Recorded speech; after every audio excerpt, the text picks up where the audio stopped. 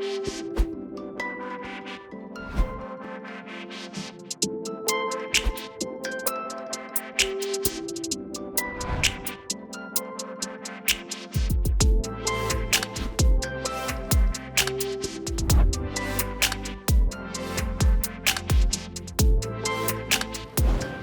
no sector gained what many feel is a permanent bump from COVID-19 than gaming.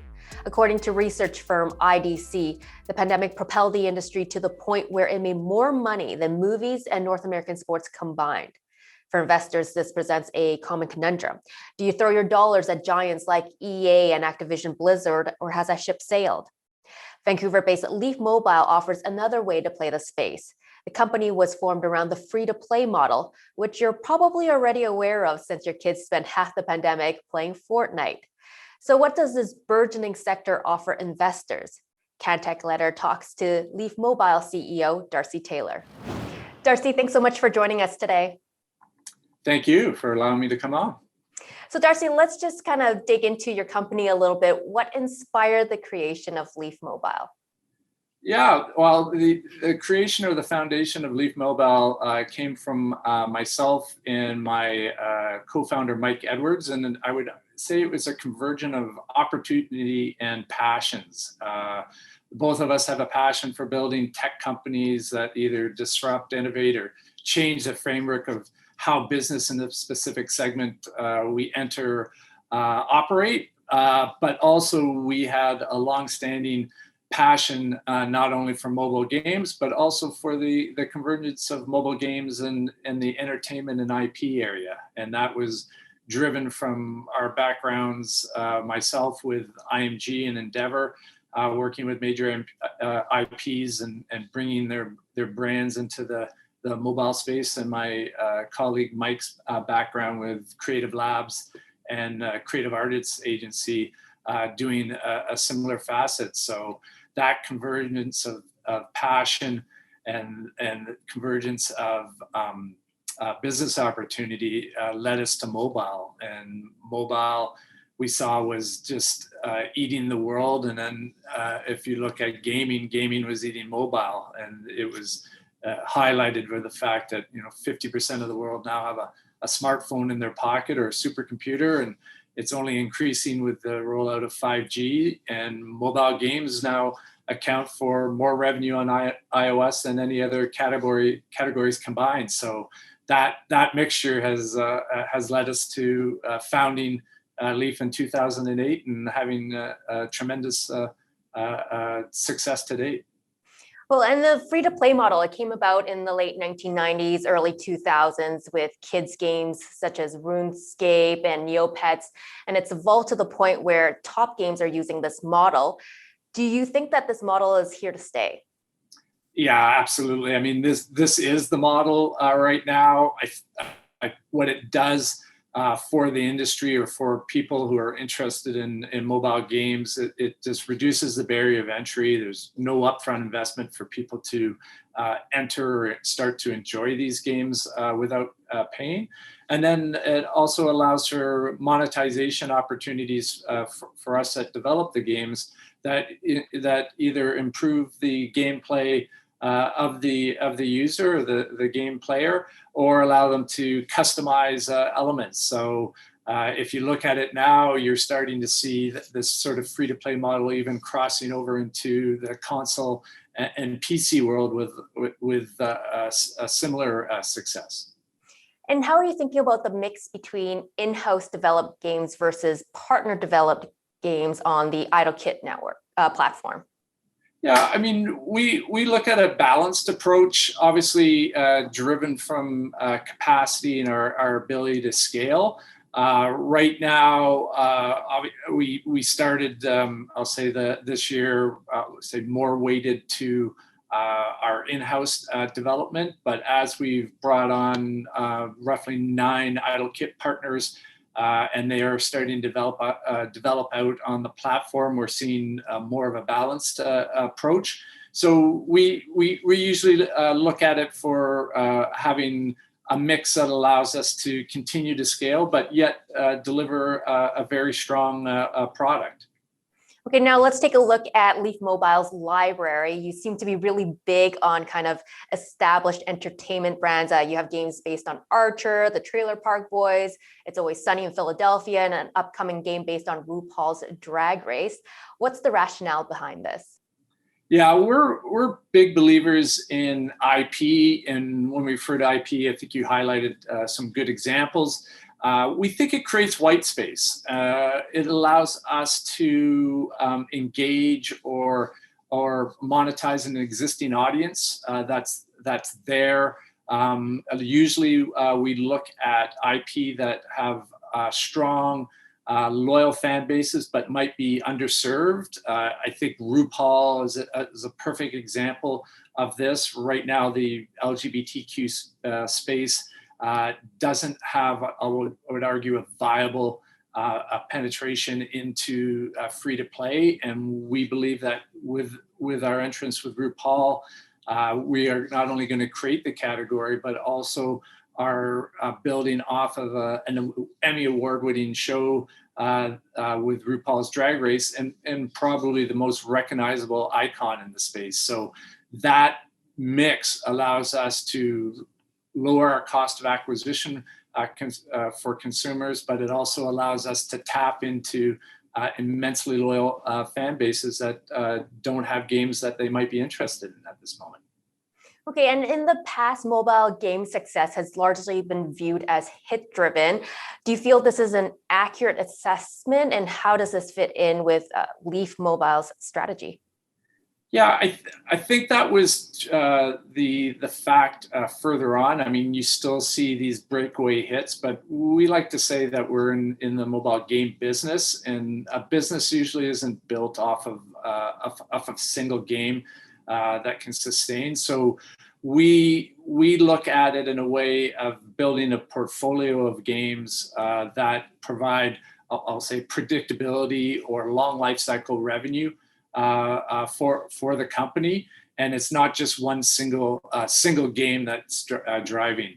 Right now, we have a very balanced portfolio of 10 games, 4 of which are I would say are key drivers, and then the fact that we're in that casual idle space, it also lends itself well to predictable recurring revenues. So I think that the long story short, we do a balanced approach, and we're always looking to get on base, yet always swinging for the fences for a home run of revenue. Okay, let's change gears now for a second and talk about Vancouver's gaming scene. It's been high profile in the past. What is it like as a company trying to attract top talent right now in this red hot space? Well, I think there's a couple of things. Obviously, with the most recent pandemic and changing business and how people operate, it's allowed us to reach a little broader as far as attracting talent. From March, we were working virtually, so that opened our basically our net up to bring people in and work in a virtual way. But if you look at Vancouver and Vancouver in general, it's a talent hotbed. I mean, we have some of the biggest companies in the space, and also with the universities providing tremendous talent in the way of engineering or behavioral psychologies, etc. It only helps build upon itself. So the ecosystem here is tremendously strong, and we believe that Vancouver should continue to be this hotbed. And our goal is to sort of, again, push it onto the world stage, uniting studios under one umbrella, being Leaf, and build that and attract that top talent to have that competitiveness in the market space.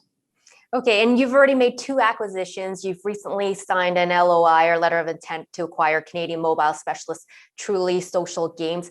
How important is growth through acquisition to your strategy? Yeah, well, growth through acquisition has been tremendously important, and I would argue it's been the backbone of our growth to date.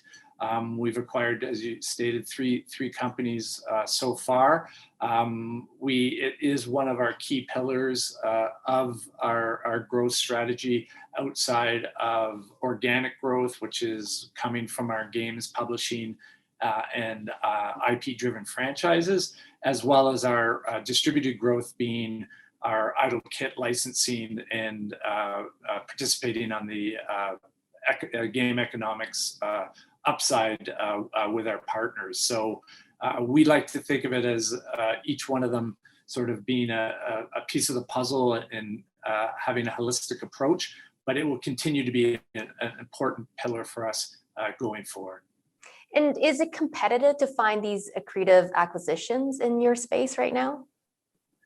Yeah, I mean, it's probably been the hottest, if not the hottest, I'll say consolidation of the market in the last 12 to 18 months. But we feel not only because of our position in the market being the number one mobile gaming company in Canada and the largest, as well as the talent and veterans that we have in the industry, we've been quite successful to date bringing people into the group. And as well as the advantage that the studios have that join us is that we take a very, I'll say, distributed view of how we work with them. We look for them to continue to operate independently, drive their businesses, and we provide them the fuel and the opportunity for them to achieve their vision. So we think we have a very palatable opportunity for them that allows us to still navigate this segment or this hot space, even in some of the I'll say the most competitive areas. Okay, and now let's talk about your company's financials for a moment. In late May, you reported Q1 financials that showed records on both the top and bottom line. What's driving this growth for you guys? Yeah, we're absolutely pleased. We did just over $25 million in top line revenue and delivered roughly $3 million in adjusted EBITDA. The driver for these has been a mix of two elements, and I'm talking to the financials on a combined basis, and that was primarily driven by our growth of our existing games that we saw very healthy upside revenue gains with them all the way through the year, as well as introducing two new games in the last 12 months with our Cheech and Chong Bud Farm as well as Archer. So a combination of organic growth and new game growth across our game and publishing pipeline. Okay, and then looking ahead now, we're kind of at the tail end, hopefully, of the pandemic. What can we expect from your company in the next year or two, looking ahead? Yeah, so we're going to continue to focus on our three-pillar growth strategy. Obviously, we spoke about acquisition. We're still very active and are looking to grow our portfolio of studios within the group.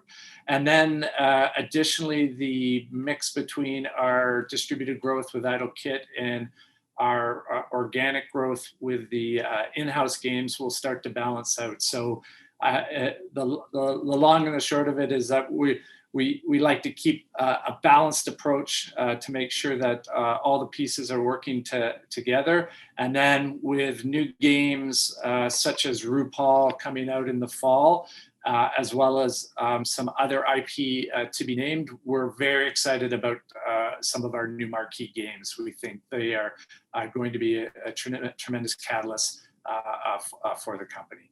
Okay, so it sounds like investors can look forward to a lot of good things coming up for your team. Yeah, we're super excited and we think we're just getting started. So absolutely. Okay, thanks so much for your time. Thank you. That was Darcy Taylor, founder and CEO of Leaf Mobile. Thank you so much for watching. We'll see you next time.